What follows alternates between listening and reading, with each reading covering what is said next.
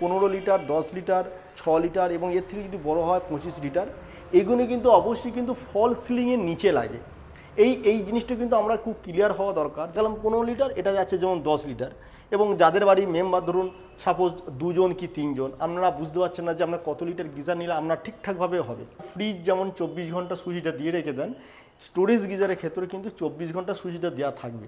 কারণ হচ্ছে এটাকে অনলাইন গিজার বলো, এটা কিন্তু পাওয়ার কনজাম্পশন অনেকটা হাই, 5500 ওয়াট থেকে শুরু। এটা বিভিন্ন রকম আছে, 5500 ওয়াট, 7500 ওয়াট, 9500 ওয়াট, এরকমভাবে আছে। স্ক্রিনের মধ্যে আপনি টেম্পারেচারটা দেখতে পারবেন, এটার মধ্যে আপনি টাইমার সেট করতে পারবেন, এবং এর সাথে কিন্তু আপনার নমস্কার বন্ধুরা, আমি স্যানিটারি হাউস থেকে আজকে আমরা দেখা হয় সেটা হচ্ছে গিজার। কেননা এখনকার গিজার কনসেপ্টের জন্য যেটা সব থেকে বেশি দরকার, যে আপনি কী ধরনের গিজার আপনি নিলে আপনি সুবিধা পাবেন, বা বাথরুম অনুযায়ী আপনার বাড়ির মেম্বার অনুযায়ী কী ধরনের গিজার নিলে আপনি সুবিধা হবে, সেই সমস্ত রকম আইডিয়া নিয়ে আজকে আমি স্যানিটারি হাউস থেকে বলুন আজকে কিছু জিনিস আপনাদেরকে শেয়ার করব।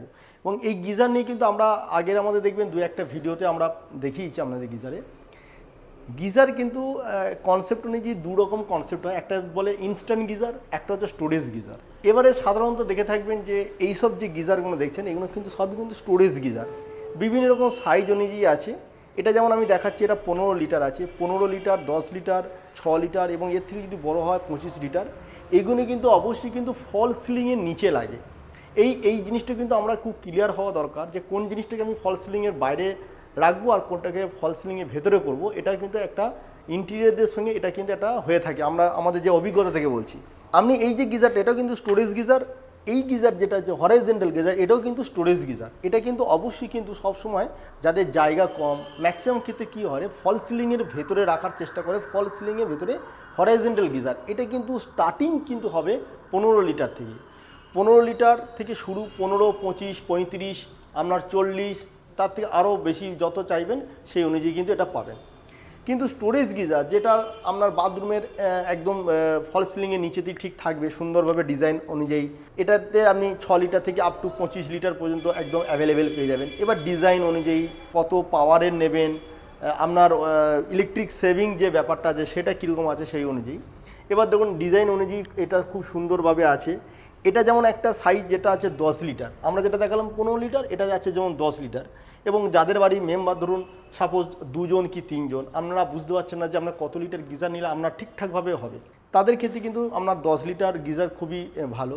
এবং এর অনুযায়ী দেখুন এই যে গিজারটা যেটা জ্যাকো একটু কম রেঞ্জের বার করেছে, এই গিজারটা কিন্তু আপনি 5 স্টার রেটিংয়ে কিন্তু একটা গিজার পাবেন। এবার দেখা গেল যে এইসব গিজার ব্যবহার করে অনেক জনের একটা কনফিউজ থাকে যে আমি স্টোরেজ গিজারটা নেবো, আমি কীভাবে ব্যবহার করবো, আমি গিজারের সুইচটা কি যখন আমি বাথরুমে ঢুকবো গিজারের সুইচ অন করব দিয়ে আবার অফ করে আসবো। এটা কিন্তু কোম্পানি থেকে বলা হচ্ছে যে এটা কিন্তু কোনোভাবে করার প্রয়োজন নেই। যেমন আপনি বাড়ির ফ্রিজ যেমন 24 ঘন্টা সুইচটা দিয়ে রেখে দেন, স্টোরেজ গিজারের ক্ষেত্রে কিন্তু 24 ঘন্টা সুইচটা দেওয়া থাকবে। কারণ হচ্ছে এই গিজারের ভেতরে কিন্তু টোটালি কিন্তু অটো কাট সিস্টেম। যখনই আপনার 15 লিটার গিজারে জল গরম হয়ে যায় তখন কিন্তু অটোমেটিকলি সে কিন্তু কাট অফ হয়ে যাবে। আপনি সেখান থেকে 5 লিটার জল ব্যবহার করার পরেও অটোমেটিক সে কিন্তু 5 লিটার জল আবার কিন্তু ভেতরে ঢুকে গরম হয়ে কিন্তু কাট অফ হয়ে যায়।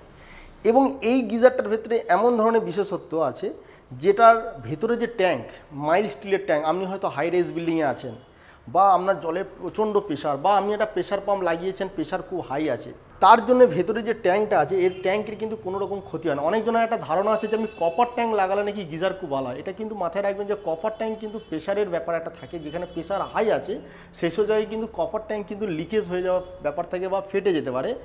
কিন্তু যখন আপনি মাইল্ড স্টিলের এই যে ট্যাঙ্ক নেবেন তার সঙ্গে যে গ্লাস লাইনার কোটিং করা থাকে এতে কিন্তু গিজার কোনো রকম ক্ষতি হবে না। গিজার কিন্তু একটা সেফ জায়গায় সবসময় থাকবে।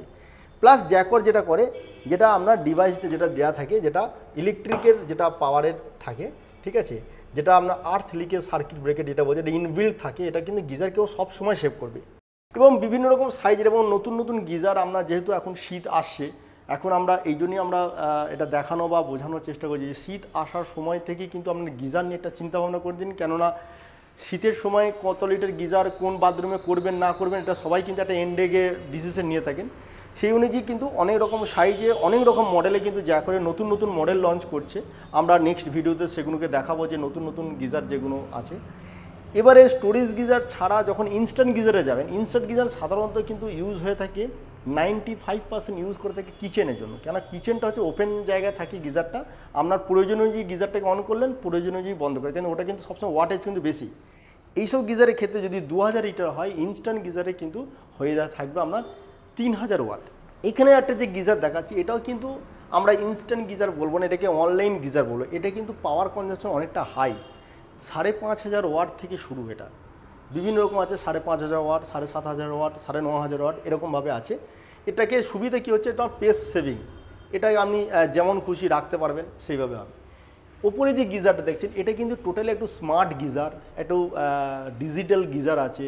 স্ক্রিনের মধ্যে আপনি টেম্পারেচারটা দেখতে পারবেন, এটার মধ্যে আপনি টাইমার সেট করতে পারবেন, এবং এর সাথে কিন্তু আপনার রিমোটের একটা ব্যাপার থাকবে, রিমোট দিয়ে আপনি টেম্পারেচার কম বেশি করতে পারবেন।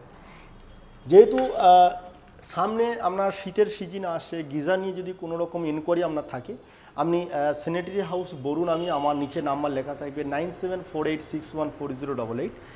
আমি আমাদের অ্যাড্রেসটা আমি বলে রাখি যে কামালগাছি বিডি ইন্টারন্যাশনাল স্কুলের ঠিক সামনে, ফার্স্ট ফ্লোরে, এবং আমাদের পুরনো যে শোরুম আছে রাজপুর কালীতলা কাছে।